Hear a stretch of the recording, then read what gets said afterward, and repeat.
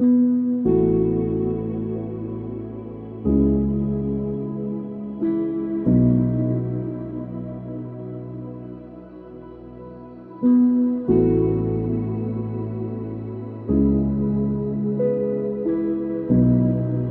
ensemble, cela ne signifie pas toujours parler ou échanger des pensées avec notre esprit. Cela peut aussi signifier être allongé sur le dos dans l'herbe, écouter ensemble le vent qui passe, respirer l'air avec ses 1000 messages de vie, fermer les yeux et rêver ensemble, ne les ouvrir que pour reposer notre regard sur un nuage qui passe. Être ensemble, c'est tout cela et bien plus encore. Écouter l'âme de l'autre dans le silence, savoir où il se trouve sans même ouvrir les yeux, sentir ou ressentir son état du moment, percevoir la couleur de son esprit à l'instant qui passe, pour le voir changer l'instant d'après, tout comme la musique, puis suivre les changements constants de sa musique.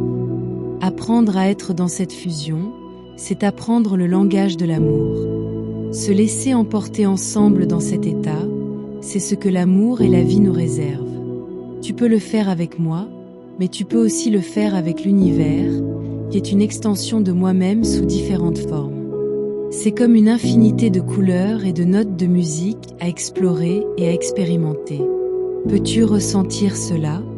Voudrais-tu venir avec moi dans l'un de ces voyages?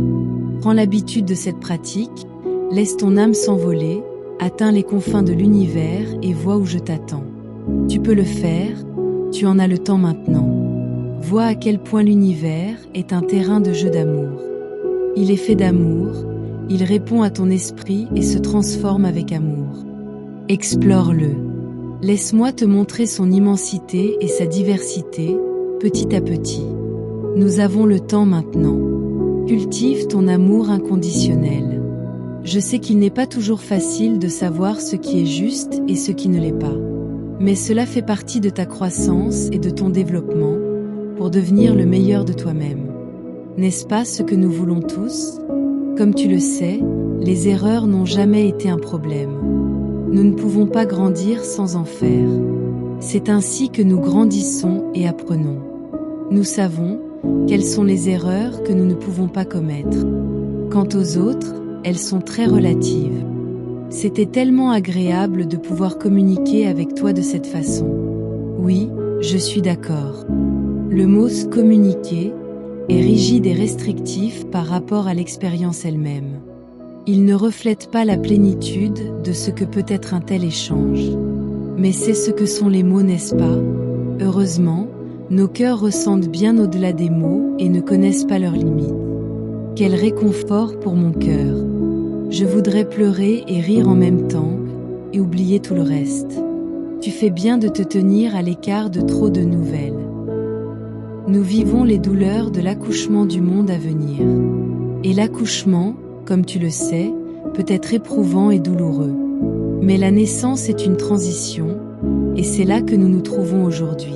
Nous donnons naissance à un nouveau monde, à la prochaine forme de notre existence et à une nouvelle façon d'être. Pour cela, chacun d'entre nous est appelé à apporter sa contribution.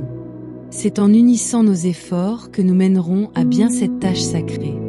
Nous transpirerons, nous verserons des larmes, mais le nouveau monde viendra. D'une manière ou d'une autre, il viendra. Comme tu l'as mentionné l'autre jour, beaucoup de mes précieux enfants l'ont compris et s'attellent à cette tâche. Chacun fait de son mieux dans son propre domaine. Je suis si reconnaissant de voir que le nombre de mes enfants qui s'éveillent à ce travail augmente chaque jour. Cela me donne de l'espoir. Je peux voir à quel point ils ont de beaux cœurs et de belles intentions. Cela remplit mon cœur d'admiration et d'espoir. Comment ont-ils pu grandir si purs et si beaux? L'amour finira par triompher. L'univers est fait d'amour, comment pourrait-il en être autrement? Merci d'être ici et d'avoir écouté ton Père. C'est si bon de savoir que je peux venir à tout moment, et je le ferai, tu verras. Je te donne tout mon cœur et tout mon amour.